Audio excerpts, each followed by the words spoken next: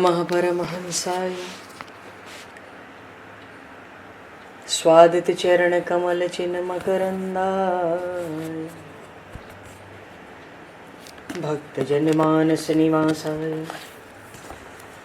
श्री रामचंद्राय नमः।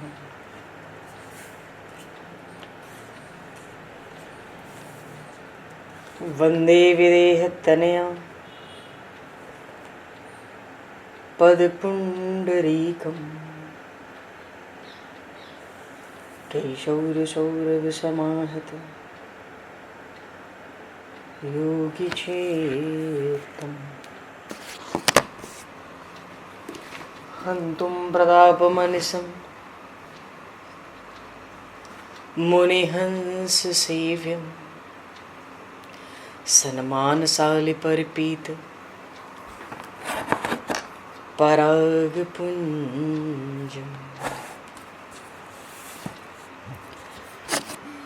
यत्र यत्र रघुनाथकीर्तनं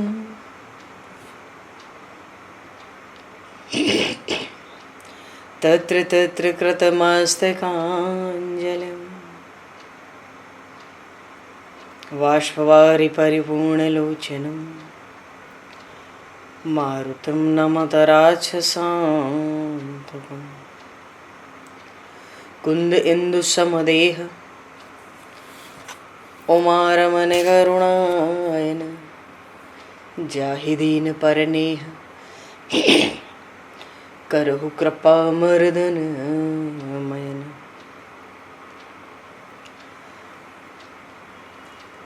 प्रहलाद नारद पराशर पुंडरीक व्यासे अम्बरीश शुक शौनक भीष्मदालभ्यां रुक्मांगद अर्जुन वशिष्ठ विभीषणादीन एतानहं परं भागवतान् नमामि। श्री सीतानाथ समारंभां श्री रामानन्दार्य मध्यमाम् अस्मदाचार्य पर्यन्तां वन्दे गुरु परम्पराम्।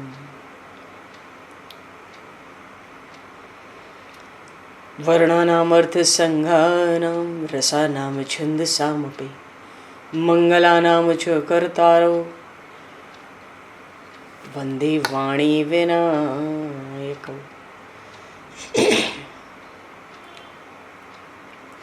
नान्यायस्पृहा रघुपते हृदये स्मदीये सत्यं वदामि च भवान् किलान्तरात्मा भक्तिं प्रयक्ष रघुपुङ्गवनर्वरां मे कामादिदोषरहितं कुरु मानसं च।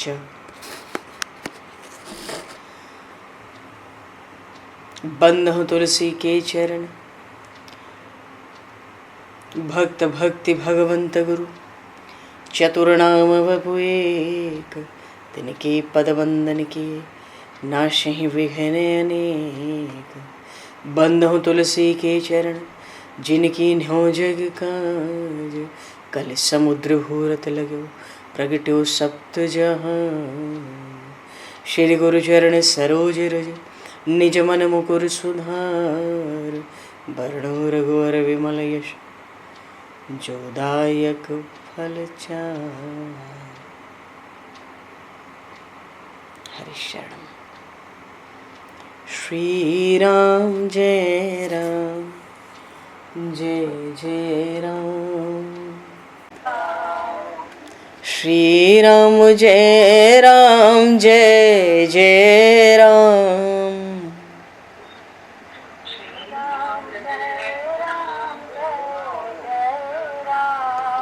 श्री राम जय राम जय जय राम।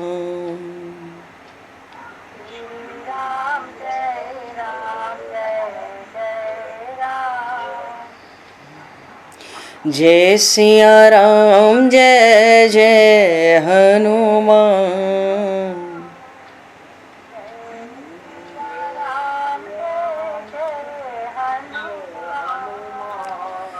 श्री गुरु रामानंद भगवान।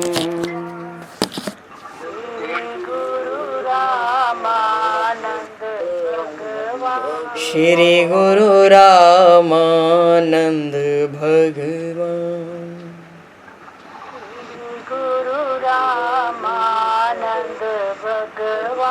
श्री राम जय राम जय जय राम।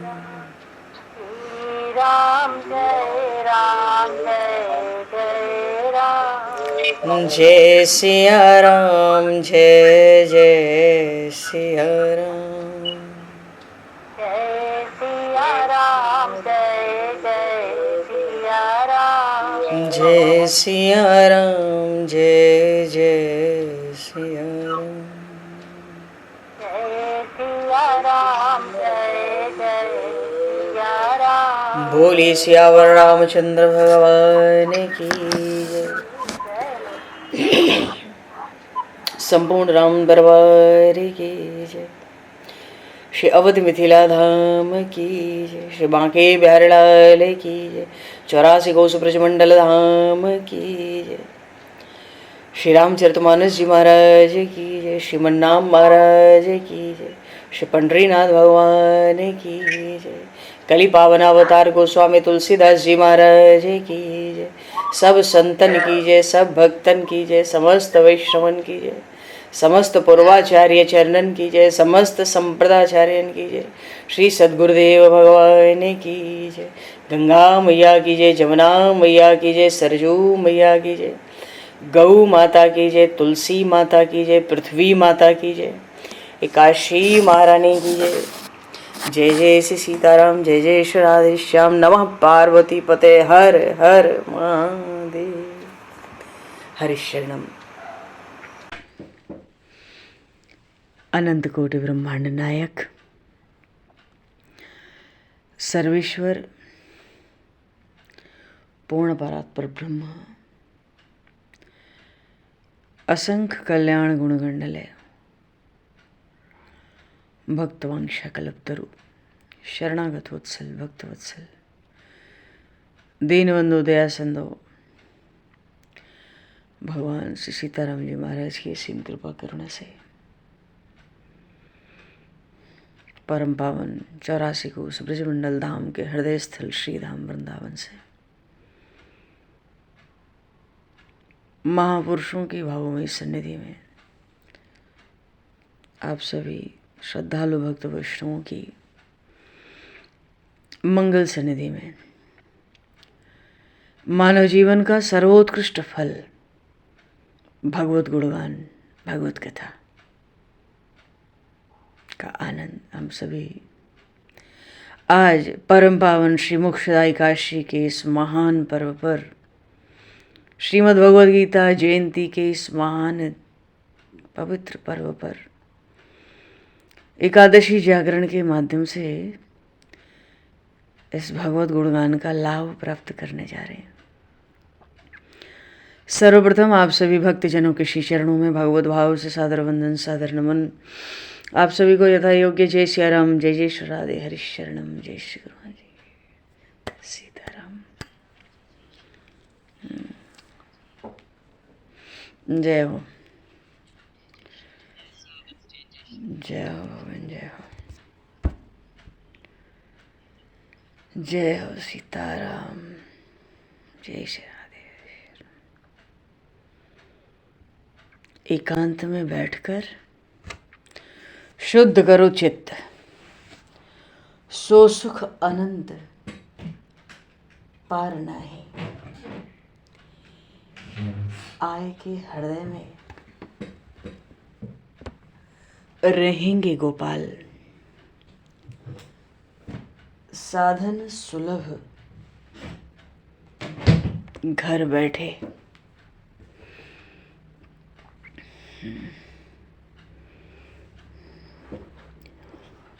देखो जी,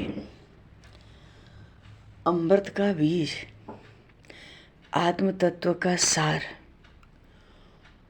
और गूढ़ से गूढ़ रहस्य श्री राम नाम है। महापुरुषों ने इसी भगवान नाम का आश्रय लेकर, किसी भगवान नाम का आश्रय लेकर, नाम के प्रभाव से, क्योंकि नाम और नामी में तो अभेद है, ऐसा नहीं होता है कि हम नाम लेंगे तो प्रभु मिलेंगे। अगर हम ऐसी भावना रखेंगे प्रभु का नाम लेने में कि हम नाम लेंगे तो भगवान मिलेंगे, ये बात नहीं है। क्योंकि नाम और नामी में अभेद है। जो नाम है वो नामी है। जैसे गुरु मिलते हैं तो गुरु कोई परमात्मा के प्राप्ति का साधन नहीं है। गुरु तो साध्य है। मानो गुरु मिले तो परमात्मा भी मिल गया। गुरु परमात्मा ही है, उन्हीं का स्वरूप है। ऐसे ही नाम और नामी दो नहीं है। नाम लेंगे तो नाम ही आएगा, मिलेगा। नाम ही परमात्मा का स्वरूप है। नाम रूप लीला धाम, ये है राम चतुष्टय। रामस्य नाम रूपम च लीला धाम परात्परम यतः चतुष्टयम नित्यम सच्चिदानंद विग्रह। ठीक है ना। आज श्रीमद् भगवती, देखो अभी श्रीमद् भागवत का स्मरण हम लोगों ने नहीं किया है, मतलब कथन श्रवण कथा सत्संग में नहीं किया है। एकादशी की पूरी महात्मा कथा है, बड़ी सुंदर। तुलसी मैया की भी आराधना है, बड़ी सुंदर, बहुत सुंदर दिन है। तो पहले तो एकादशी के 26 नाम का स्मरण करेंगे और फिर थोड़ा, यही तो लाभ है मनुष्य जीवन का। लाभ यही है, ये जो शरीर हमको परमात्मा ने दिया है ये मेरा नहीं है। इसलिए ये दिमाग से हटाएं धीरे धीरे कि इसको कैसे ठीक रखा जाए। सब प्रभु पर छोड़ दो। तो क्या कोई तकलीफ हो तो चिकित्सा ना करें, सहारा तो होना ही चाहिए। प्रभु भी कहते हैं भाई, अब ये नहीं कि एकदम उधर ही लग गए, किसी भी चीज़ में लग गए प्रभु को छोड़ के, ये बात नहीं होनी चाहिए।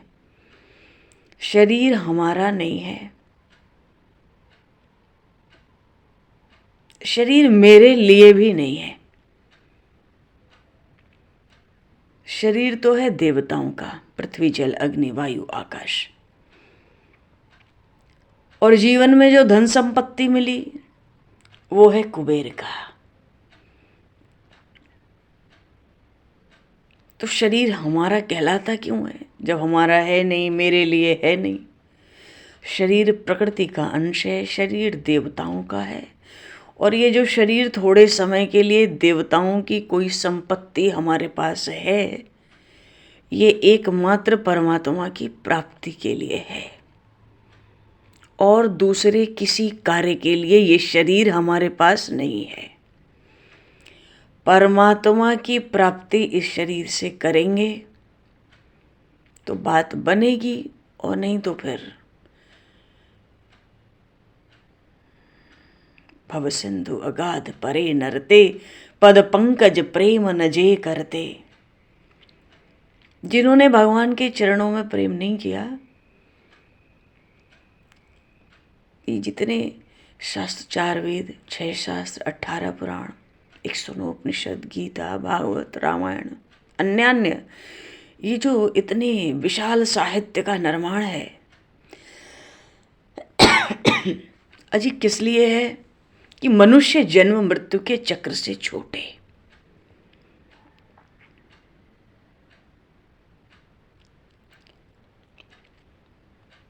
परमात्मा को प्राप्त करके सहज आनंद से परिपूर्ण हो जाए। वेदों का अर्थ, शास्त्रों का प्रमेय और पुराणों का सिद्धांत एक ही है। क्या है? सर्वतोभाव से परमात्मा की शरण में जाओ और निज निष्ठा से उसी का नाम गुण गाओ। वेदों ने अनंत विस्तार किया पर अर्थ इतना ही साधा, परमात्मा की शरण में जाओ। परमात्मा की शरण क्या है? एक प्रभु का विश्वास हो, बल हो, भरोसा हो, दूसरे किसी की कोई आशा न हो। और वैसे भी संसार में कहीं कोई आशा रख के देख लो, खत्म हो जाएगी आज नहीं तो कल। एक दिन लौटना वही है।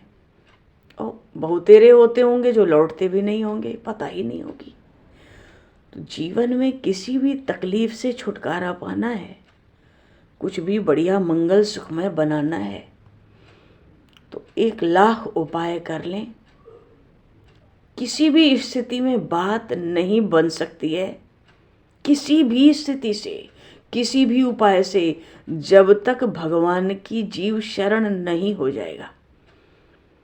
क्योंकि जब तक शरण नहीं होता उसमें दैन्य नहीं आता, दीनता नहीं आती, उसका कहीं ना कहीं कुछ अंश में अभिमान बना रहता है।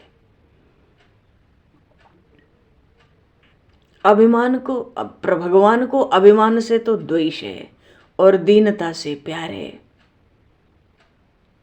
भगवान समस्त जगत के माता पिता हैं। माता रामो मत पिता रामचंद्र। जो संबंध हम प्रभु से जोड़ना चाहें, स्वामी रामो मत सखा रामचंद्र। और एक संबंध क्या, प्रभु सब कुछ है, सर्वस्वम में रामचंद्रो दयालुर। उन परमात्मा से बढ़कर किसी को जानना ही नहीं। नान्यम जाने नहीं जाने न जाने, और किसी को जानता ही नहीं। हम अपने दुखों को दूर करने के करोड़ों उपाय कर लें, वो दूर नहीं होगा। वो कब दूर होगा? जब महापुरुषों की कृपा से इस बात का हमें पता पड़ेगा कि हमारे समस्त दुखों का निवारण प्रभु के चरणों में है, समस्त सुख भगवान के चरणों में है। भगवान के चरण कमल समस्त सुख की गंगोत्री है। वहाँ जाने पर फिर आना जाना, भटकना, शोक, चिंता, ये कुछ नहीं रह जाता। और नहीं तो करोड़ों उपाय करो, कोई दुख हमारा मिटाने वाला नहीं है। तो भगवान में भाई मन कैसे लगे? बिना कथा सत्संग के मन नहीं लगता। भगवान के नाम और गुणों का श्रवण किए बिना, उनकी महिमा का श्रवण किए बिना, कीर्तन किए बिना भगवान की वो विशिष्ट कृपा की दृष्टि हम पर नहीं आती। कृपा तो भगवान की सब जीव पर है, जीव मात्र पर है। क्योंकि सब मम प्रिय सब मम उपजाए, सब ते अधिक मनुज मोहि भाए। भगवान कहते हैं सब तो मेरे ही अंश हैं, तो सब पर कृपा है मेरी। पर जब जीव भगवान की ओर रुख कर लेता है, सन्मुख होए जीव मोहि जबहि, जन्म कोटि अघनाशहि तबहि। जब शरीर में पाप प्रबल होता है, परमात्मा में मन नहीं लगता, मन नहीं जाता। भगवान ने कहा पापवंत कर सहज स्वभाव, भजन मोर ते भावन काऊ। तो भीतर भटकाव कुछ नहीं रखना है। बहुत सीधी सी बात है, सीधा सा रास्ता है। बीच में संत सदगुरुदेव हैं, महापुरुषों ने आज्ञा दी है, सदगुरु ने आज्ञा दी है, परमात्मा के चरणों का निरंतर स्मरण करो, भगवान के नाम का निरंतर गान करो, और उन प्रभु के दर्शन की एक लालसा, एक कामना हृदय में बनाए रखो। क्योंकि एक बार उनका एक झलक में भी दर्शन हो जाता है, जीव को अनंत विश्व सृष्टि परमात्मा के रूप में ही दिखती है। फिर न किसी से राग, न कोई द्वेष, न कोई भला, न कोई बुरा, न कोई ठीक, न कोई बेठीक। सब झगड़े समाप्त हो जाते और फिर धीरे धीरे आनंद बढ़ने लगता है। बात यह है, संत चरणों की रज जहाँ पड़ती है वहाँ वासना का बीज सहज ही जल जाता है, और तभी राम नाम में घड़ी घड़ी सुख बढ़ने लगता है, नेत्रों से प्रेम बरसने लगता है, कंठ गदगद हो जाता है। फिर हम भी भगवान से दूर नहीं रहते। जब भगवान के नाम की धुन लग जाती है ना, तो हम भगवान से दूर नहीं रह सकते। क्योंकि नाम और नामी एक ही है, ये दो नहीं है। पर बात यह है कि प्रभु की प्राप्ति के इस मार्ग में, भगवान के भजन के इस मार्ग में प्रेम और विश्वास चाहिए। जिसको विश्वास हो गया उसका काम बन गया। क्योंकि पहले विश्वास होगा फिर प्रेम होगा। हमें पता तो पड़े कि इस भव सिंधु से पार होने के लिए हमने किसका हाथ पकड़ा है। जिसका हाथ पकड़ा है अगर उस पर विश्वास नहीं हुआ तो प्रेम कैसे होगा। प्रेम किससे होता है? जिससे हमें सुख मिलता है। हमारा एक स्वभाव बना हुआ है। घर में भी उन्हीं लोगों से प्रेम रहता है ज़्यादा जिनसे सुख मिलता हो। कोई मन के विरुद्ध बात करे तो उनसे प्रेम नहीं रहता। तो प्रेम किससे होता है? जिससे सुख मिलता है।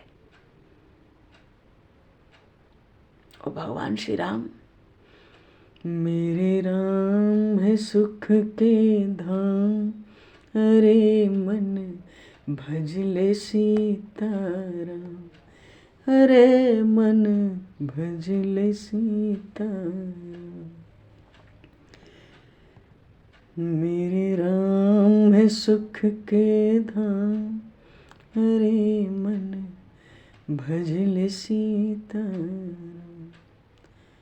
जो आनंद सिंधु सुख राशि, सी करते त्रैलोक्य सुपासी, सो सुखधाम राम असनामा। राम असनामा का अर्थ है चाहे राम कहो चाहे कृष्ण कहो। जग में सुंदर हैं दो नाम, चाहे कृष्ण कहो चाहे राम। ठीक है ना? तो भगवान से ही सब सुख निकलते हैं, इस बात की गांठ बांध लेनी है। जब इस बात की गांठ बांध लेंगे भीतर कि सब शास्त्रों का, वेद शास्त्रों पुराणों का यही निचोड़ है, महापुरुषों के निगम आगम सबकी यही वाणी है, तो बाहर का भटकाव खत्म हो जाता है धीरे धीरे। क्योंकि जो मिलेगा भीतर मिलेगा, जो है वो भीतर ही है। जब भी मिलेगा भीतर ही मिलेगा। इसके लिए भगवान से करोड़ों बार प्रार्थना की जाए तो भी कम है। प्रार्थना में बहुत शक्ति है, इसलिए उठते बैठते भगवान को पुकारना है।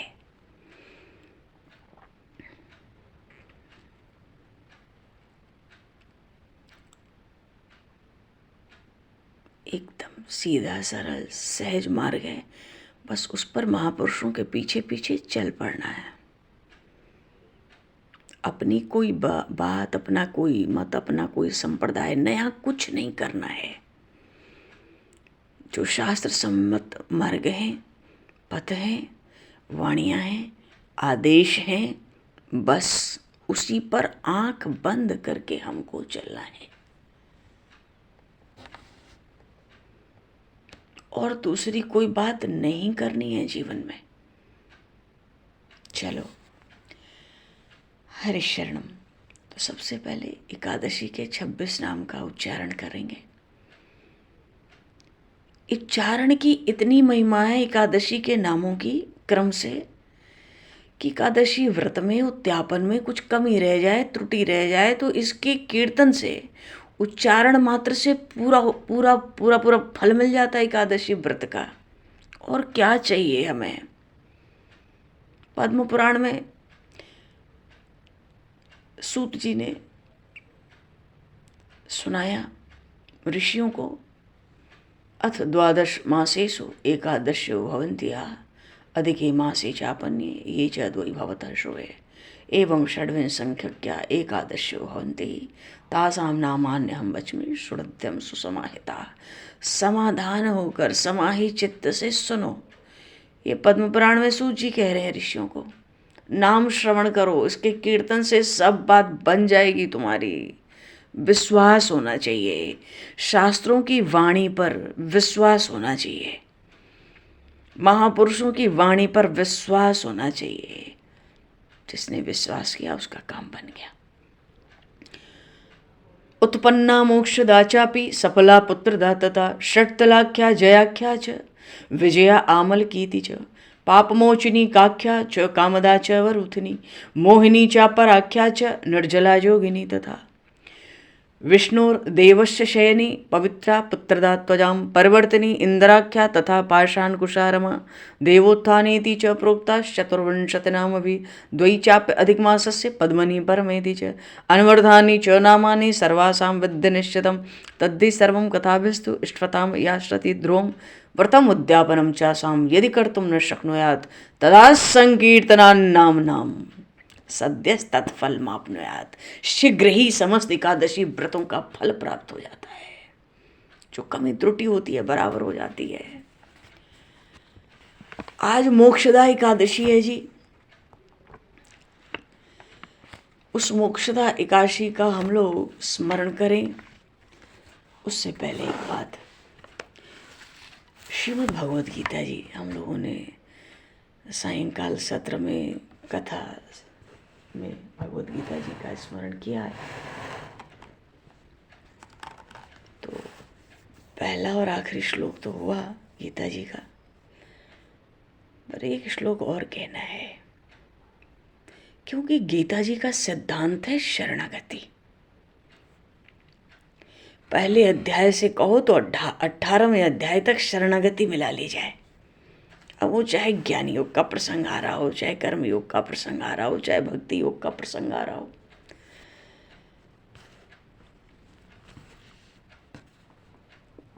गीता जी में भगवान ने 9वें अध्याय में चर्चा आई थी, वो बीच में ही रह गई। 9वें अध्याय में प्रभु ने बड़ी सुंदर बात कही जगह जगह पर। एक श्लोक आया, मिलना तो चाहिए, मन मना भव मद भक्तो माद्याजी मा नमस्कुरु। ये तो आखिरी में आया, अभी रुको, इनकी चर्चा तो होती रहती है।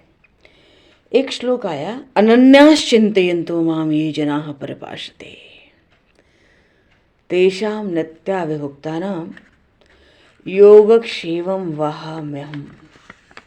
लाजवाब श्लोक है।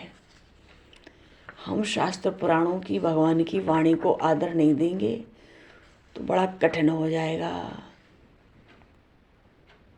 क्योंकि भगवान तो माता दाता पितामह हैं, समस्त जगत के माता पिता हैं।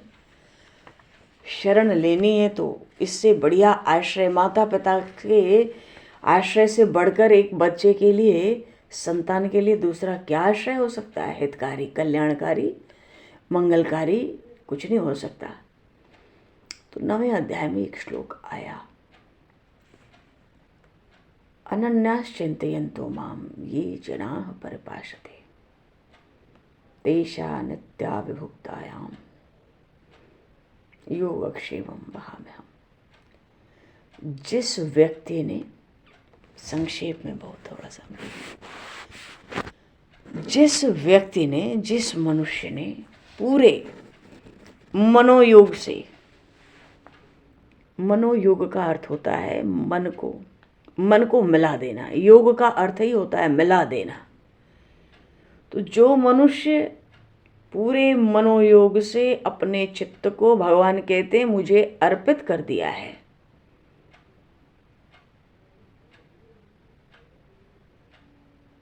तो प्रभु कहते हैं वो भी एक समय ऐसा होता है मेरे सिवाय वो किसी को अच्छा नहीं लगता।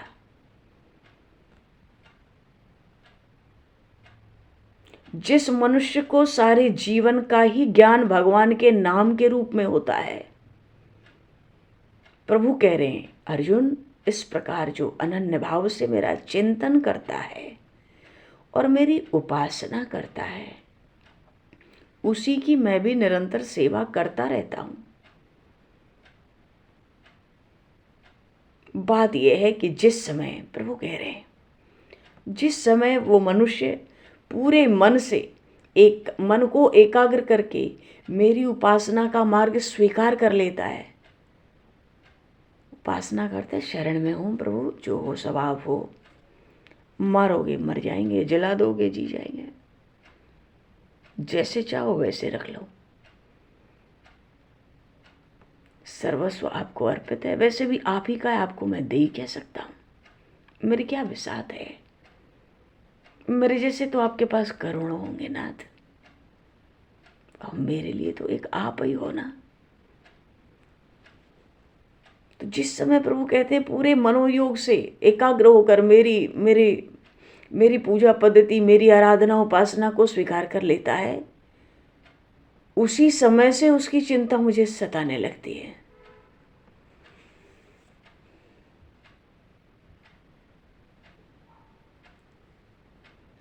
और तब जो जो कार्य उसके लिए अभिष्ट होते हैं, प्रभु कहते हैं मुझे करना पड़ता है, जैसे कोई पक्षिणी होती है, अपने बच्चों के लिए अपना जीवन धारण करती है, जिन बच्चों के अभी तक पंख नहीं निकले, और तुम अपनी उड़ान भरोगे। अगर हम अपनी उड़ान भरेंगे तो कुछ नहीं होगा हमारा, जो होगा शरणागति से होगा। तो जिन बच्चों के अभी तक पंख नहीं निकले, वो अपने बच्चों के भले के लिए ही सब काम करती है। इतनी देख रेख करती, अपनी भी भूख प्यास भूल जाती है। ऐसे ही प्रभु कहते हैं, तेषाम नित्याभिभुक्तानाम योगक्षेमं वहाम्यहम्। प्रभु कहते हैं, ऐसे ही जो लोग मुझ पर भरोसा रखकर मेरी उपासना करते हैं, उनकी सब प्रकार से देखरेख मैं ही करता हूँ। यदि वे मोक्ष की रुचि रखते हैं तो उनकी वो रुचि भी मैं पूरी करता हूँ। यदि उनको मेरी सेवा की रुचि लगती है तो मैं उन्हें प्रेम का दान देता हूँ। मानो वे लोग, वो मनुष्य, वो भक्तजन मन में, अपने मन में जिन जिन बातों की कामना करते हैं, वे सब मैं उन्हें बार बार देने लगता हूँ। इतना ही नहीं, उनको जो कुछ देता हूँ उसकी रक्षा भी मुझे ही करनी पड़ती है। योगक्षेमं वहाम्यहम्। क्षेम कहते हैं जो प्राप्त हो गया उसकी रक्षा हो। योग वो है जो प्राप्त कराना है, उसको भी प्राप्त कराना है। फिर भक्त की समस्त क्रियाएं प्रभु पर आश्रित होती हैं, इसलिए उसका योगक्षेम प्रभु को ही वहन करना पड़ता है। ये बात प्रभु ने गीता जी में कही है, और एक दो बात थोड़ी कही है। गीता जी इतनी सुंदर है, इतनी सुंदर, इतनी मधुर, इतनी मीठी, इतनी मिठास कि बस लग जाओ तो बस चाहो तो एक ही श्लोक पकड़ के बैठे रहो दिन भर। इसके ठीक पहले 9वें अध्याय में प्रभु क्या कह रहे हैं, अर्जुन सततम कीर्तयन्तो माम यतन्तश्च दृढ़व्रताः नमस्यन्तश्च माम भक्त्या नित्ययुक्ता उपासते।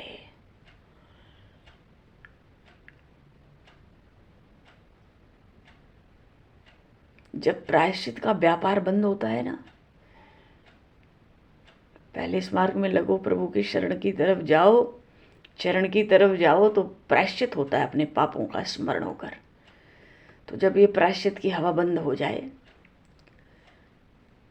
फिर कीर्तन का आवेश होता है।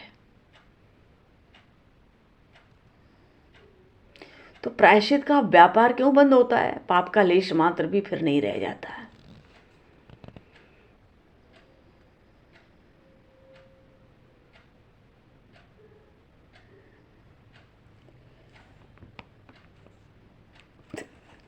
गजब, प्रभु की वाणी ऐसी दुर्लभ है जी। सततम कीर्तयन्तो माम यतन्तश्च दृढ़व्रताः। भगवान कहते हैं, केवल मेरे नाम के घोष से ही जगत के दुखों का अंत करके पूरे संसार को महासुख से, महासुख का अर्थ है आत्मसुख से, लबालब भर देता हूं।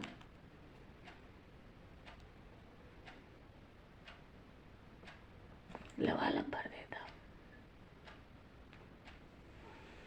बिना अमृत के ही अमर कर देता हूं। बिना योग के ही आंखों को कैवल्य का दर्शन करा देता हूं।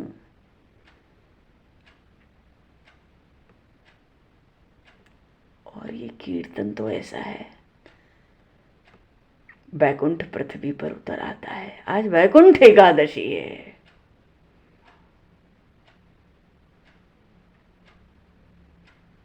शरीर के सब पाप ताप धुल जाते हैं, शरीर हरि रूप हो जाता है। भक्तजन तो एकमात्र नाम कीर्तन के घोष से सारे विश्व को प्रकाशमय बना देते हैं।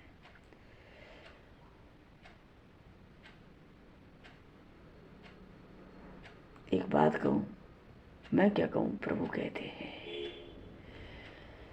अब देखो, अपने अपने, अब किसी ज्ञानी योगी, कर्मयोगी, भक्ति योगी सब होते हैं, जिसको जो श्लोक मिल जाए, जिसके भीतर जिस चीज़ की प्रधानता होती है, वो उसके अनुसार उसका भाव बढ़ाने लगता है। नमस्तंश्च माम भक्त्वा नित्ययुक्ता उपासते। एक बार मेरा जो नाम मुख पर लाने के लिए हजारों जन्म लेने पड़ते हैं, वो ही नाम उसकी जिह्वा पर प्रेम के कारण सदा थिरकता रहता है। कोई भी प्रभु का नाम ले ले, ये नहीं होता। प्रभु तो कहते हैं एक बार नाम लेने के लिए भी पता नहीं कितने सैकड़ों जन्म, हजार जन्म लेकर आए हो। प्रभु तो कहते हैं मैं ऐसा हूं कि बैकुंठ में भी नहीं रहता, सूर्य मंडल में भी नहीं रहता, यहां तक कि मैं योगियों के मन के भी पार निकल जाता हूं। यदि मैं कहीं न मिलूं तो भी हे अर्जुन, मेरे भक्त प्रेम से जहां नाम का जयघोष करते रहते हैं उस जगह पे मैं सहज ही मिल जाता हूं। अरे जरा देखो कि वे लोग मेरे गुणों में किस हद तक और कैसे लीन हो जाते हैं। अजीब वो मेरे नाम संकीर्तन में आत्म सुख प्राप्त करते हैं। श्री हरि गोविंद की अखंड माला निरंतर चलती रहती है। आध्यात्म की चर्चा करके वे प्रेमी जन जी भर के मेरा गुणगान करते रहते हैं।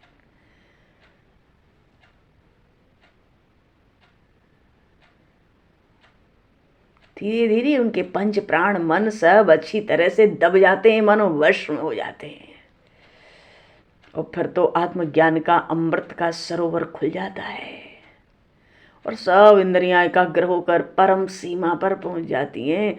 फिर न भूख होती है न प्यास होती है। महीनों बीत जाए, साल बीत जाए, आत्म सुख में जब भक्त डूबता है तो भूख प्यास नहीं होती। कोई कहे कि भाई रोटी खा लो, कहेगा भूख क्या होती है। ऐसे ऐसे महापुरुष हुए हैं, प्रत्यक्ष हुए हैं। ये केवल प्रत्यक्ष हुए हैं। प्रभु कहते हैं मेरा भजन अत्यंत ही गंभीर और गूढ़ रहस्य से भरा हुआ है।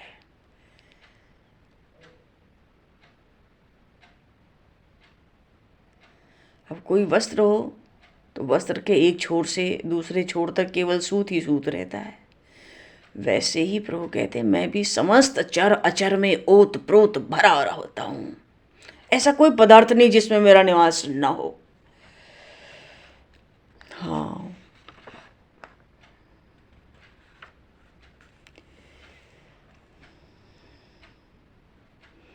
छोटे बड़े सजीव निर्जीव कोई भेद नहीं। भक्तजन तो समय से जो चीज उनके दृष्टिपथ में पड़ जाए वो उसको मेरा ही स्वरूप समझकर उसको दंडवत करते हैं।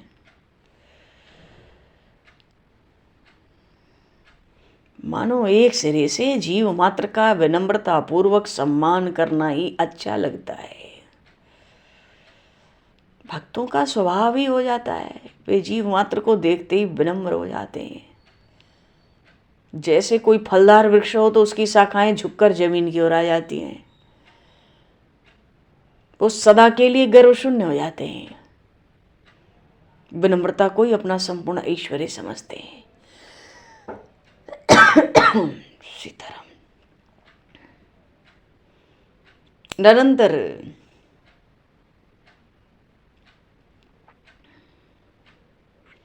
जीव मात्र के सामने विनम्र होते रहने के कारण उनका मान अपमान की भावना एकदम नष्ट हो जाती है।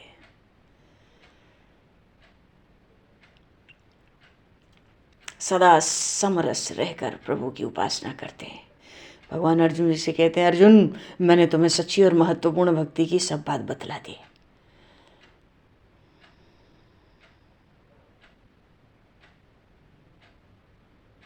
प्रभु तो कृपा के प्रत्यक्ष सागर ही हैं। चक्रवाक पक्षी होता है, अपने अनुराग प्रेम के कारण चोंच खोलकर चंद्रमा की ओर देखता रहता है। वैसे ही हे देव, हे कृपा के सिंधु, हे प्रभु, सीताराम राम राम सीताराम राम राम सीताराम राम राम। अच्छा, ये श्री कृष्ण कौन है भी? चाहते क्या है। श्रीमद् भागवत महापुराण, बोले श्रीमद् भागवत महापुराण की जय। तो भगवान ने अर्जुन जी को, एक शिष्य अर्जुन जी हुए तो श्रीमद् भगवत गीता का उपदेश किया, दूसरा चेला बनाया उद्धव जी को, उनको श्रीमद् भागवत का उपदेश दिया। श्रीमद् भागवत का अर्थ है एकादश स्कंध। एकादश स्कंद में उन श्रीपति भगवान ने अपने मुख से ज्ञान, भक्ति, वैराग्य और मुक्ति का निरूपण किया है। एक एक श्लोक जो पढ़ते होंगे, देखते होंगे, सुनते होंगे, मोह जाती है।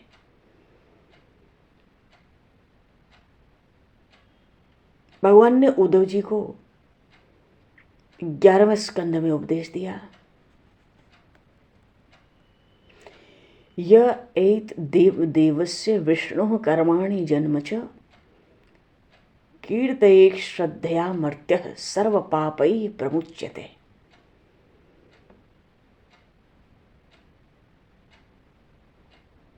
उन देव के देव, उन सर्वेश्वर श्री कृष्ण के अवतार तथा चरित्र का जो श्रद्धा से गायन करेगा, अजी वो पवित्र होगा।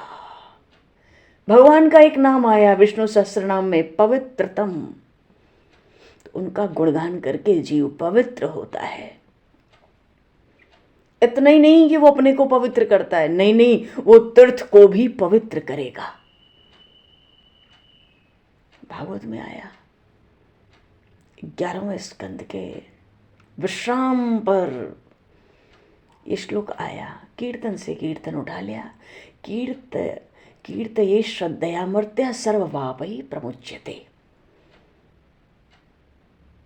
जैसे कोई धन का लोभी हो तो धन में आसक्ति रहती है, चींटा चींटियों गुड़ से प्रेम रहता है, ऐसे ही श्रद्धा और प्रेम से उन श्री हरि के गुण गाने से परम पद की प्राप्ति होती है। श्रद्धा किसको कहते हैं?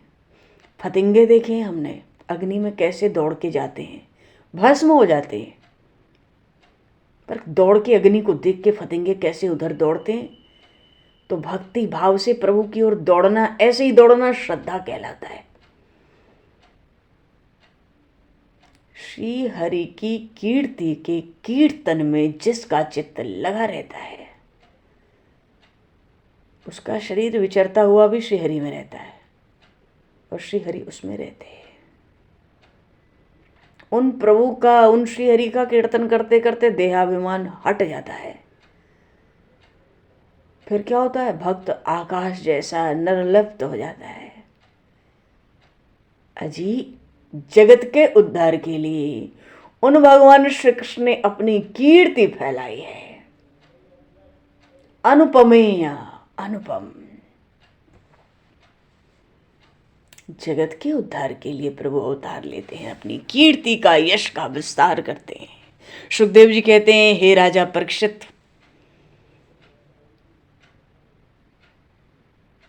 ये कृष्ण चरित्र तो परमामृत आत्मज्ञान का सार है। अत्यंत अद्भुत है श्री कृष्ण के चरित्र, जन्म से अंत तक। सो सुखदेव जी ने तो सुना ही दिया। इत्थम हरिर भगवतो रुचिरावतार वीर्याणि बालचरितानि च शन्तमानि अन्यत्र चेह च श्रुतानि गृणन् मनुष्यो भक्तिं परां परमहंस गतौ लभेत। बोलो तो लाजवाब बात है कि नहीं?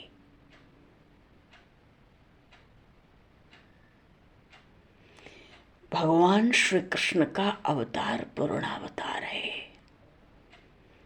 और इस अवतार की लीला में ज्ञान प्रधान है। ब्रज की लीलाओं की बात नहीं कर रहे हो तो भगवान श्री कृष्ण की लीला में ज्ञान प्रधान है और उसमें बाल चरित्र तो परम पवित्र है।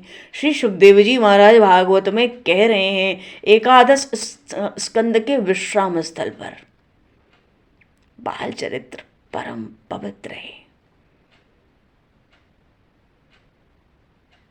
तो भगवान ने कैसे अवतार लिया था? अपना यश, अपना श्री, अपना औदार्य, उदारता, ज्ञान, अपनी शांति, वैराग्य, ऐश्वर्य के साथ भगवान श्री कृष्ण ने पृथ्वी पर अवतार लिया था। इसलिए वो अवतार ज्ञान प्रधान पूर्णावतार है। दूसरे अन्य अवतारों में ये गुण गुप्त रखे गए हैं। उन श्री कृष्ण के संग से सबका उद्धार हुआ है जी। उन श्री कृष्ण की कीर्ति का श्रद्धा से भजन करने पर साधक को चौथी भक्ति, कौन सी? परम गति की प्राप्ति होती है। क्योंकि जो आर्त भक्त हैं या यथार्थी भक्त हैं या जिज्ञासु की स्थिति तो सहज ही रहती है।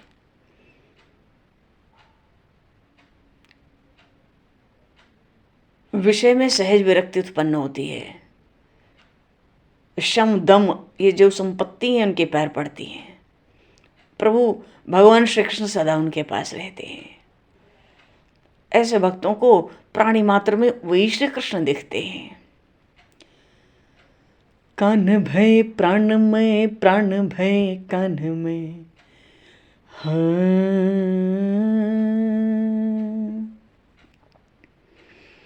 कान भय प्राण में, प्राण भय कान में, हिय में न जानी पर प्राण है कि कान है। हिय में न जानी पर प्राण है कि कान है। हिय में न जानी पर प्राण है कि कान है।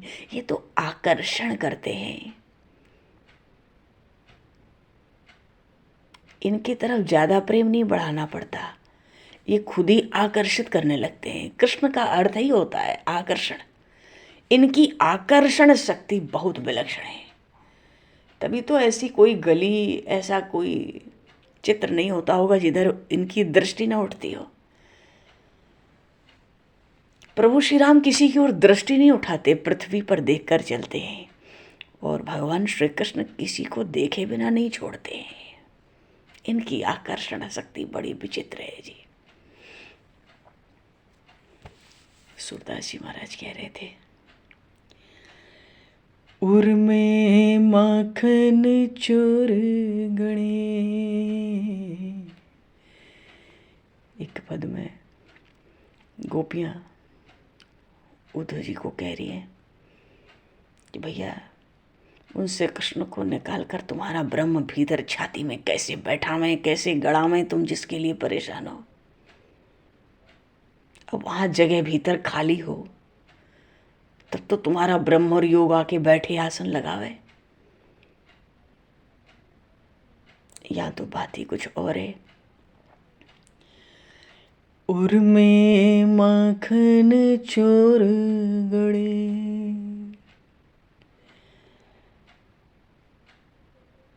अब कैसे निक सेवे उद्धव, तिरछे आन अड़े।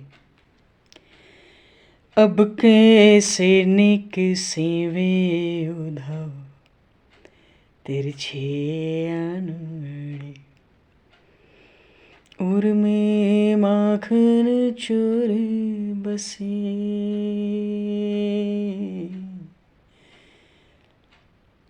कोई डब्बा हो, चम्मच जाकर फंस जाए, निकालने में टेढ़ा हो जाए, तब उसका निकलना बहुत कठिन हो जाता है।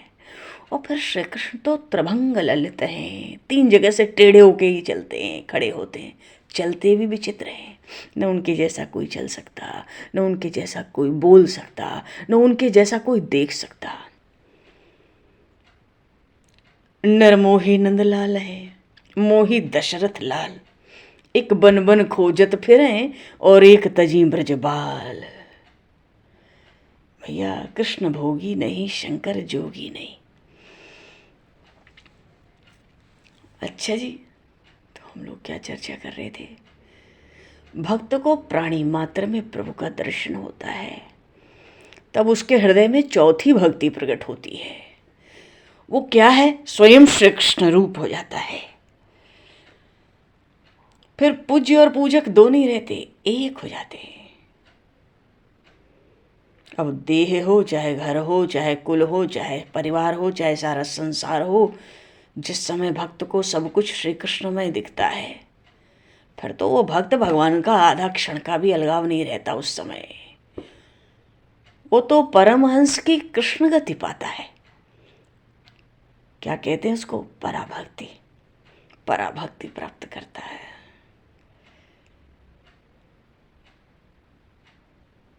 तो भगवान की कीर्ति, पावन कीर्ति का गुणगान करने से कलयुग के मंदबुद्धि प्राणी का भी उद्धार होगा, संसार के बंधन से वो अवश्य छूटेगा। बोलिए श्रीमद् भागवत महापुराण की जय। इतना कुछ रहे, अपार रस है।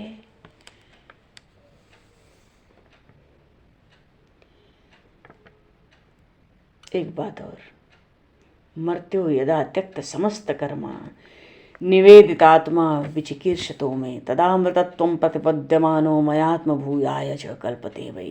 हे उद्धव, मुझे अनन्य भाव से भजने वाले के धर्म, अर्थ, काम को पूर्ण करके मैं उसको अपने स्वरूप में रंग लेता हूँ। मेरा भजन ही उसके मन से स्वधर्म आचरण है। भक्त को भोग की इच्छा नहीं होती, तो भी उस भोग को भोग कर मेरे भजन के योग से निष्काम हो जाता है। भगवान की सामर्थ्य ही तो भक्त की संपत्ति है। तो भगवान ने कहा, क्या कहते हैं यहाँ? तदामृतत्वं प्रतिपद्यमानो मयात्म भूयाय च कल्पते वै। अनन्य प्रेम से सब प्राणियों में मेरी भक्ति करने वाले के शरण में चारों मुक्तियां स्वतः आती हैं। ऐसे भक्तों को मुक्ति स्वतः सिद्ध होती है।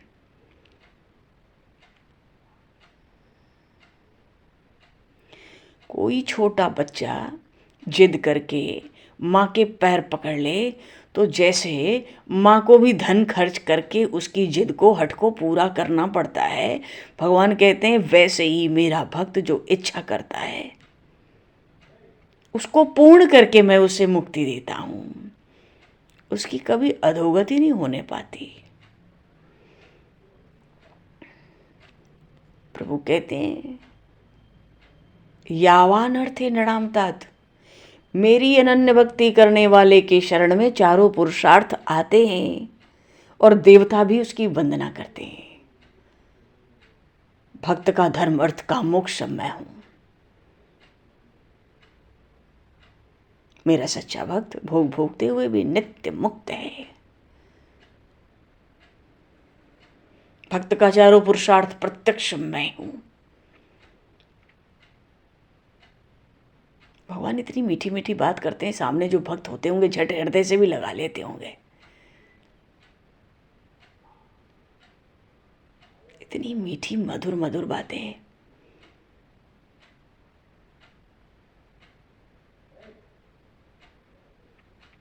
चलो जी, अभी एकादशी की कथा है, बड़ी सुंदर। बोलिए श्रीमद् भागवत महापुराण की जय। इनका तो कोई अंत नहीं है। गीता जी का नाम ले लो, भागवत जी का नाम ले लो, जीवन का अंत है, इनका कोई अंत नहीं है। भगवान की मीठी मीठी बातों का, उनकी वाणियों का, उनकी भक्ति, उनके कीर्तन, उनके कथा श्रवण, गुणगान, कथा, सत्संग, कोई अंत नहीं है। जीवन का अंत है।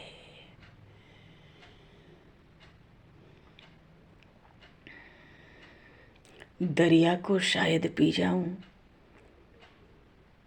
दो कतरे आंसू मुश्किल है, जो रोने में आनंद छुपा, हंसकर पाना वो मुश्किल है। तुम्हारे चाहने वालों की क्षमा भी निराले हैं, जोगिया जाग खाकर बास और पैरों में छाले हैं।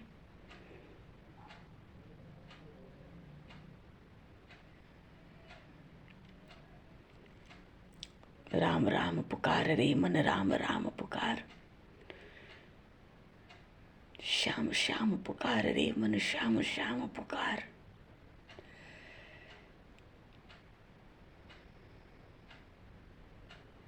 आंख का आंसू ढलकता देख कर दिल धड़क करके हमारा रह गया। क्या गया है घर मोती किसी का है बिखर, या हुआ पैदा रत्न कोई नया, या जिगर पर जो फफोला था पड़ा, फूट करके वो अचानक बह गया। हाय ये अरमां जो इतना बड़ा, आज वह कुछ बूंद बनकर रह गया।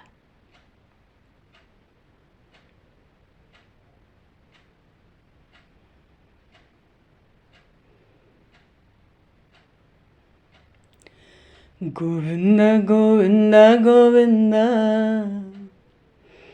राधे राधे गोविंदा, गोविंदा गोविंदा गोविंदा, राधे राधे गोविंदा, गोविंदा गोविंदा गोविंदा, राधे राधे गोविंदा, गोविंदा गोविंदा गोविंदा, राधे राधे। आज एक बात और है एकादशी में, बोलिए काशी महारानी की जय। आज एकादशी में एक खास बात है। आज मोक्षदा एकादशी है। धर्मनंदन युधिष्ठिर जी महाराज ने भगवान श्री कृष्ण से पूछा, हे देव देवेश्वर, मैं आपसे पूछूं मार्गशीर्ष मास के शुक्ल पक्ष में कौन सी एकादशी होती है, क्या नाम है, क्या विधि है, किस देवता का पूजन होगा, ये सब यथार्थ रूप से बताओ। भगवान श्री कृष्ण ने कहा, राजन, शुक्ल पक्ष की एकादशी, मार्गशीर्ष मास का शुक्ल पक्ष, ये जो एकादशी है, इसके श्रवण मात्र से वाजपेयी यज्ञ का फल मिलता है। इसकी कथा सुनने मात्र से। तो कौन सी एकादशी है? मोक्षा एकादशी, सब पापों का अपहरण करती है। इसलिए राजन, उस दिन प्रयत्न पूर्वक तुलसी की मंजरी, धूप और दीप, पूरे मार्गशीर्ष मास में कपूर का दीपक भगवान को अवश्य जलाना चाहिए। अब तो जा रहा है। और तुलसी के काष्ठ का चंदन घिसकर परमात्मा को निवेदन करना चाहिए। ये दो बात बहुत खास है मार्गशीर्ष मास की, तो अभी भी कर लो आज से। बताया कई लोगों को पर नहीं याद रहता है, या कहा होगा, करते होंगे सब। तो प्रभु कहते हैं कि राजन, हे युधिष्ठिर, जब मोक्षा एकादशी आवे तो यत्न पूर्वक तुलसी की मंजरी और धूप दीप आदि से भगवान दामोदर का पूजन करना चाहिए। दामोदर भगवान कौन से? जिनके पेट को रस्सी से माता यशोदा ने बांध दिया था। दाम का अर्थ है रस्सी और उदर का अर्थ होता है पेट।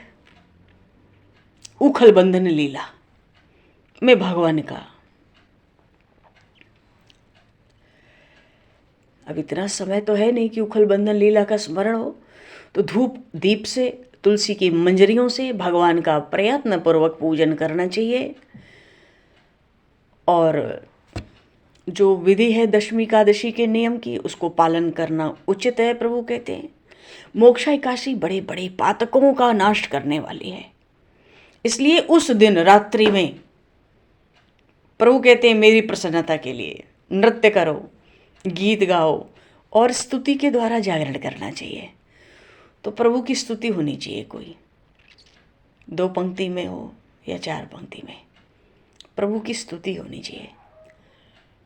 प्रभु कहते हैं जिसके पितर पापवश नीच योनि में चले गए हों, वे इस एकादशी के व्रत को करके उसका पुण्य दान कर दें पितरों को, तो उन पितरों को मोक्ष प्राप्त होता है। इसमें तनिक भी संदेह नहीं है। अब देखो, एकादशी की सामर्थ्य ये कि केवल हमें मोक्ष न दे, जो हमारे पितर चले गए और जो नरक में पड़े हैं, जिनको अपने उद्धार का कभी कल्याण का अवसर नहीं मिला, किसी भी वजह से पड़े हैं इधर उधर, उनको भी मोक्ष दे करके उन नरकों से निकाल के स्वर्ग में भगवत धाम भेज देती है। ऐसी सामर्थ्य है एकादशी की। बोलिएगा श्री महारानी की जय।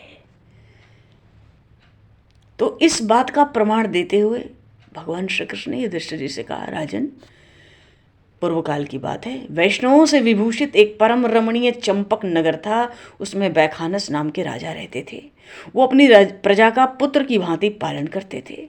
ऐसे राज्य करते हुए राजा ने एक दिन रात को स्वप्न में अपने पितरों को नीच योनि में पड़ा हुआ देखा। तो नीच योनि में देखा तो बड़ा विस्मय हुआ, मन में बड़ा भारी दुख हुआ। तो जब सुबह हुई, ब्राह्मणों से उस राजा ने अपने स्वप्न का सारा हाल कह सुनाया।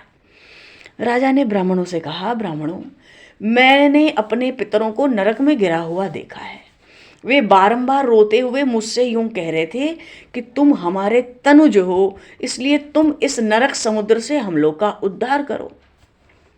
सो हे द्विजवरों, इस रूप में मुझे पितरों के दर्शन हुए, इससे मुझे चैन नहीं मिलता। क्या करूं, कहाँ जाऊं, मेरा हृदय रुंधा जा रहा है।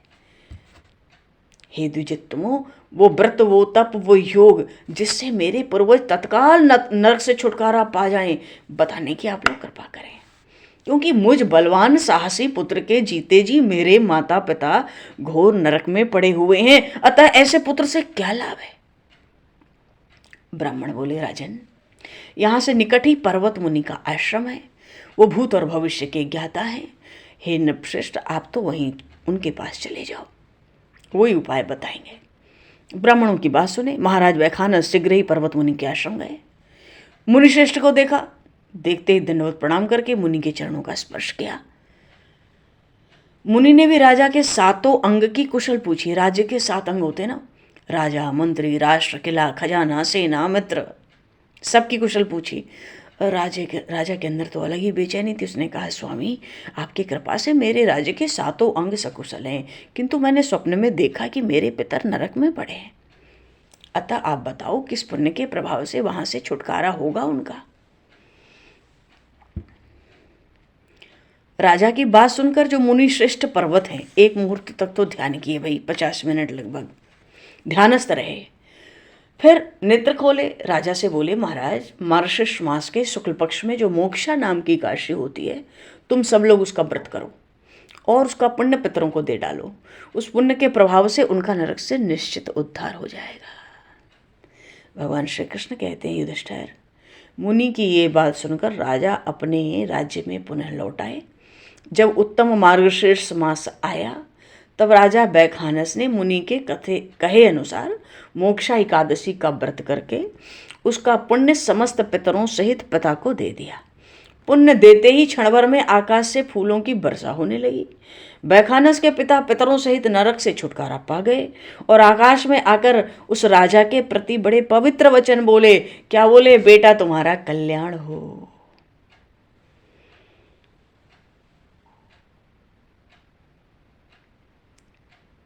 ये कहकर स्वर्ग में चले गए। प्रभु कहते हैं, राजन, जो इस प्रकार कल्याणमयी मोक्षा एकादशी का व्रत करता है, उसके पाप नष्ट हो जाते हैं और मरने के बाद वो मोक्ष प्राप्त कर लेता है। ये मोक्ष देने वाली मोक्षा एकादशी मनुष्यों के लिए चिंतामणि के समान समस्त कामनाओं को पूर्ण करने वाली है। और इस एकादशी का महात्म पढ़ने और सुनने से वाजपेयी यज्ञ का फल मिलता है। बोलिए श्री काशी महारानी की जय। तो वाद्य बजेंगे, नृत्य होंगे, प्रभु का कीर्तन होगा, ऐसा प्रभु ने कहा कि ये सब जागरण में होना चाहिए। तो जब खूब भक्तों का जमघट होता है, तो जहाँ संकीर्तन, नाम संकीर्तन होते हैं, कीर्तन, वहाँ 3 बातें होती हैं।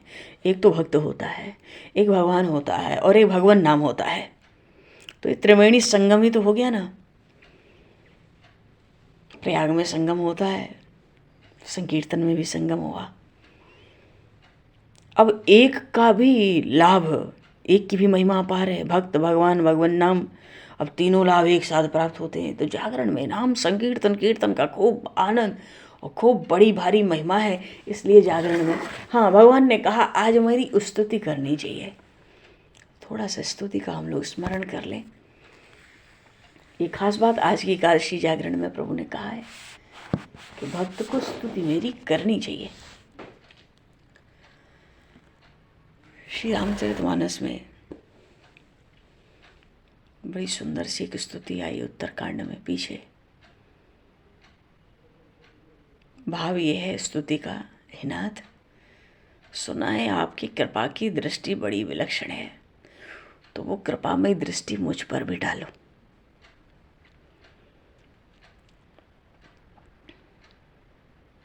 बहुत प्रेम से श्रवण करेंगे, बहुत सुंदर है। मामवलोकय पंकज लोचन, हे राजीव नयन, राजीव लोचन प्रभु मेरी ओर देखो। मामवलोकय पंकज लोचन, कृपावलोकन सोच विमोचन, नील तामरस श्याम कामरी, हृदय कंज मकरंद मधुपहरी, जातु धान बरूथ बल भंजन, मुनि सज्जन रंजन अघ गंजन, भूसुर ससि नव बृंद बलाहक, असरन सरन दीन जन गाहक, भुजबल विपुल भार मही खंडत, खर दूषण विराध बध पंडित, रावणारि सुख रूप भूप बर, जय दशरथ कुल कुमुद सुधाकर, सुजस पुराण विदित निगमागम, गावत सुर मुनि संत समागम, कारुणिक बलीक मद खंडन, और सब विधि कुशल कौशला मंडन, कलिमल मथन नाम ममताहन, तुलसीदास प्रभु पाहि प्रणत जन, कलिमल मथन नाम ममताहन, तुलसीदास प्रभु पाहि प्रणत जन। जय सिया राम, जय जय सिया राम, जय सिया राम, जय जय सिया राम, जय सिया राम, जय जय सिया राम, जय सिया राम, जय जय सिया राम, जय सिया राम, जय जय सिया राम, जय सिया राम, जय जय सिया राम, श्री राम जय जय राम, श्री राम जय जय राम, श्री राम जय जय राम, श्री राम जय जय राम, श्री राम जय जय राम, श्री राम जय जय राम, श्री राम जय जय राम, श्री राम जय जय राम, जय सिया राम, जय जय सिया राम, श्री राम जय जय राम, जय सिया राम, जय जय सिया राम, जय सिया राम, जय जय।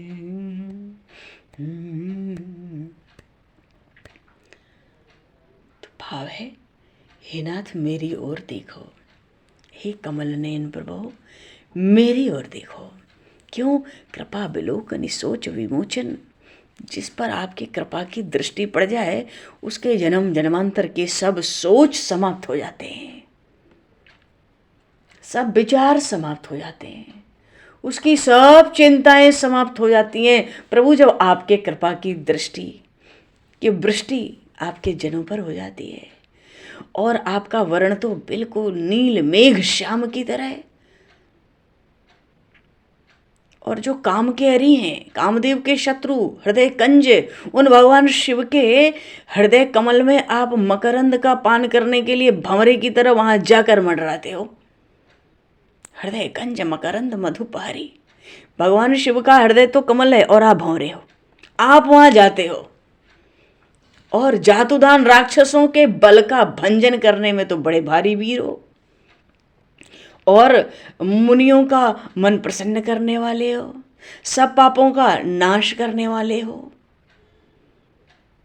अशरण शरण दीन जन गाहक, जिसको कहीं शरण न मिले उसको शरण देने वाले हो। सब विधिहीन दीन अति जड़ मति जाको, कतहु न ठाऊं आवै शरण भजहु न तजहु तेहि, यह जानत ऋषि राहु।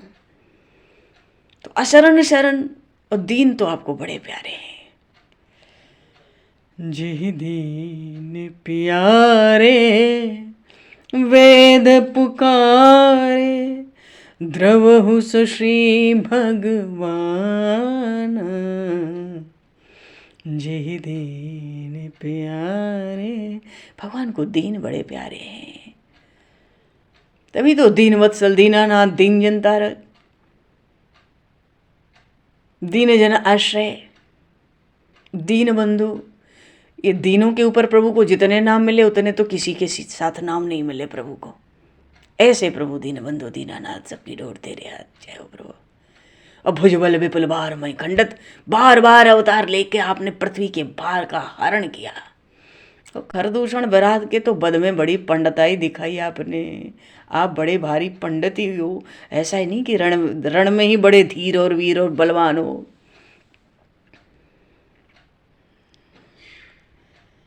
और रावण के शत्रु हो, सुख रूप हो, भूप रूप से विराजमान रहते हो अयोध्या में। नृत्य जय दशरथ कुल कुमुद सुधाकर। महाराज दशरथ का वंश तो कुमुद के समान है और आप चंद्रमा। कुमुद एक बार चांद की चांदनी देख ले, बिना स्पर्श के ही आलिंगन कर लेता है, इतना गदगद हो जाता है। ये कला तो कुमुद ही जानता है, दूसरा कोई नहीं जानता सृष्टि में। ये कला कैसे होती है, बिना स्पर्श के आलिंगन हो जाए प्रत्यक्ष। इसलिए देवर्षि नारद ने भगवान की स्तुति करते हुए कहा, सुजस पुराण विदित निगमागम। निगम और आगम में आपका सुजस, पुराणों में, शास्त्रों में, वेदों में आपका यश, आपकी पावन कीर्ति की ध्वजा फहरा रही है। और उस कीर्ति का गान कौन नहीं कर रहा। गावत सुरमुनि संत समागम। देवता, मनुष्य, योगी जन, संतों का समाज, भक्तों का मेला, सब आपके कीर्तन का, कीर्ति का गान करते हैं। और बड़े करुणामय हो, कारुणिक, बेलिक मद खंडन। व्यर्थ की बातें, बड़ व्यर्थ के मत संप्रदाय और जो शास्त्र से वेद हैं वो प्रभु को पसंद आते नहीं। कुछ भी कहो, सब विधि कुशल कौशला मंडन। और कलयुग के मल का नाश करने के लिए आपका नाम तो कलयुग के मल का नाश करता है, मोह ममता का भी नाश करता है। कलिमल मथन नाम ममता हन, ममता का भी हनन करता है। और ऐसे तुलसीदास के प्रभु श्री राम पाहि प्रणत जन। हे नाथ आपकी शरण हूँ, रक्षा करो रक्षा करो रक्षा करो। बोलिए सियावर रामचंद्र भगवान की जय। तुलसी स्तव निकालो भगवान, बोलिए श्री तुलसी मैया की जय। है ना, तुलसी स्तव का हम लोग पाठ करेंगे, है ना। चलो आओ, उच्चारण करना है इन श्लोकों का। जन्म से लेके अभी तक के सारे पाप नष्ट होंगे। प्रभु इस उच्चारण को सुन के बहुत प्रसन्न होंगे। केवल पाप की बात नहीं है, और पाप के बोझे को भी कम नहीं समझना है। प्रभु बड़ा प्रसन्न होंगे सुनकर इसके उच्चारण को, दिव्य सुख प्रदान करेंगे। और जब प्रभु दिव्य सुख देते हैं ना, तो कथा कीर्तन ही देते हैं। ये भी बात है, इससे बड़ा सुख कहाँ है? नहीं है, हो सकता भी नहीं है। तो भगवान आरंभ किया जाए क्या? तुलसी स्तव होगा, सब पे रहता ही है। जय सीताराम, जय सिया राम। बोलिए श्री तुलसी मैया की जय। तो ये श्री तुलसी स्तव कहाँ है जी, कहाँ वर्णित है? पद्म पुराण के षष्ठी खंड में अध्याय 61 में। चलो नाथ, 20 श्लोक हैं, छोटे छोटे, उच्चारण में भी बड़े सरल सहज, कोई कठिनाई में मालूम नहीं पड़ती। प्रेम से हर श्लोक में कुछ न समझें तो तुलसी मैया की महिमा का गुणगान है, उनको नमन करते चलें। होलिका श्री महारानी की जय, श्री तुलसी मैया की जय। मुनय सिद्ध गंधर्वाः पाताले नागराट स्वयं प्रभावं तव देवेशी गायन्ति शूर सप्तमा। न ते प्रभावं जनन्ति देवताः केशवादृते। गुणानां परिमाणन्तु कल्पकोटिशतैरपि। कृष्णानन्दात् समुद्भूता शिरोद्मथनोद्यमे। उत्तमांगे पुरा एन तुलसी विष्णुना धृता। प्राप्यतानि त्वया देवी विष्णोरंगानि सर्वशः। पवित्रता त्वया प्राप्ता तुलसीं त्वां नमाम्यहम्। त्वदंग संभवै पत्रैः पूजयामि यथा हरिं, तथा कुरुष्व मे विघ्नं, यतो यामि परां गतिम्।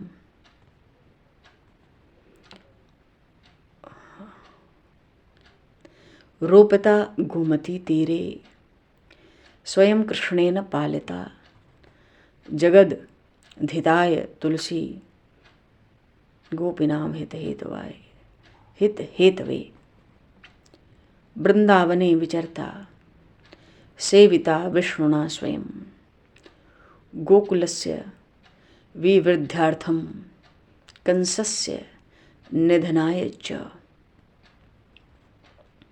वसिष्ठवचनात् पूर्वं रामेण सरजूतटे राक्षसानां वधार्थाय रोपिता त्वं जगत्प्रिये।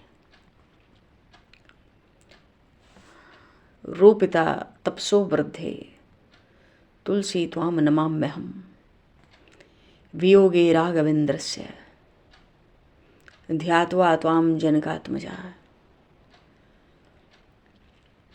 अशोकवन मध्ये तु प्रियेण सह संगता। शंकरार्थं पुरा देवी पार्वत्या त्वां हिमालये। रूपिता सेविता सिद्धये तुलसी त्वां नमाम्यहम्। सर्वाभिदेर्व पत्नीभिः किन्नरैश्चापि नंदने, दह स्वप्न नाश नार्थय सेविता त्वं नमोस्तुते। धर्मारण्ये गयायां च सेविता पितृभिः स्वयं। सेविता तुलसी पुण्य आत्मनो हितमीक्षता। रूपिता रामचंद्रेण सेविता लक्ष्मणेन च। पलिता सीताय भक्त्या तुलसी दंडके वने। त्रैलोक्य व्यापिनी गंगा यथा शास्त्रेषु गीयते, तथैव तुलसी देवी दृश्यते सचराचरे।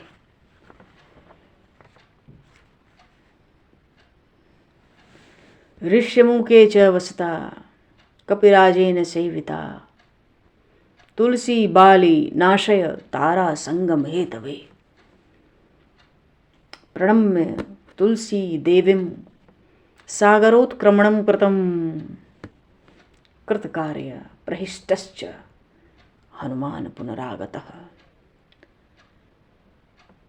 स्पर्श कर लो तुलसी जी का, नहीं तो गले में माला उसका स्पर्श कर लो। बिना तुलसी धारण किए रहना नहीं कभी। तुलसी ग्रहणं कृत्वा विमुक्तो याति पातकैः, अथ वा मुनि शार्दूला ब्रह्म हत्यां व्यपोहति। तुलसी जी को धोकर जो जल बनता है, उनके पत्र मंजरी को, उस जल को मस्तक पर रखा जाता है तो गंगा स्नान और 10 गाय के दान का फल होता है। ऐसे जल को सामने हो तो अपने मस्तक पर धारण करो। तुलसी पत्र गलितम यस्तो हम सरसा वहेत। गंगा स्नानम अवान पोती 10 धेनु फलप्रदम।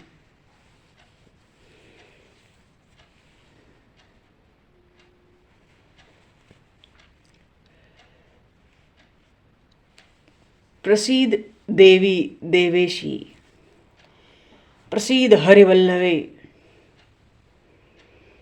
क्षीरोदमथनोद्भते तुलसी त्वां नमाम्यहम्।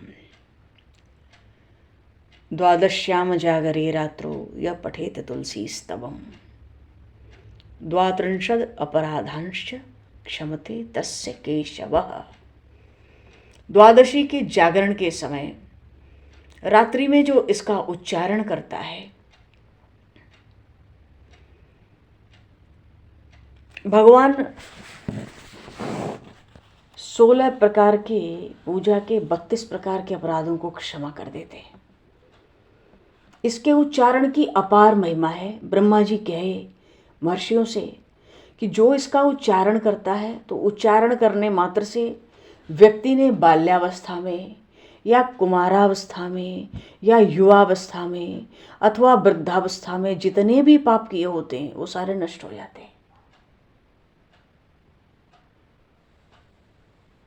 इसका उच्चारण सुन के भगवान बड़े संतुष्ट होते हैं, दिव्य सुख प्रदान करते हैं। तो जो इस तुलसी स्तव स्तोत्र का उच्चारण करता है, ऐसे भक्तों के हृदय में भगवान के प्रति अविचल भक्ति उत्पन्न होती है। ऐसे भक्त का कभी भी भगवान के भक्तों के साथ वैष्णवों से वियोग नहीं होता। ऐसे भक्त की बुद्धि कभी अधर्म में प्रवृत्त नहीं होती। बोलिए श्री तुलसी मैया की, श्री काशी महारानी की, श्री जागरण महोत्सव की जय।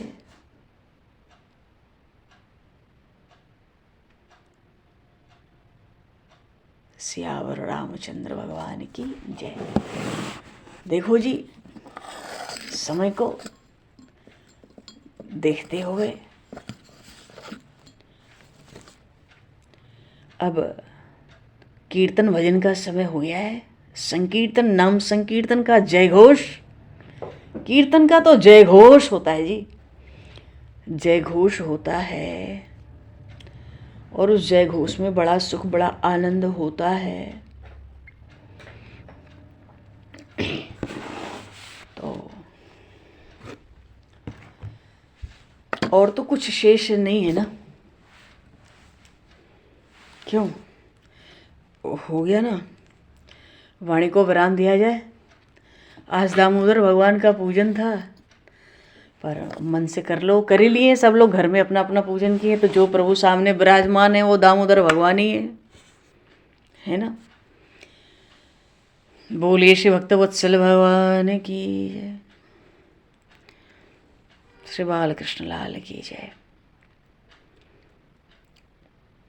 गोविंद गोविंद हे गोपाल नंद लाल, जय जय गोविंद गोविंद हे गोपाल नंद लाल, जय जय गोविंद।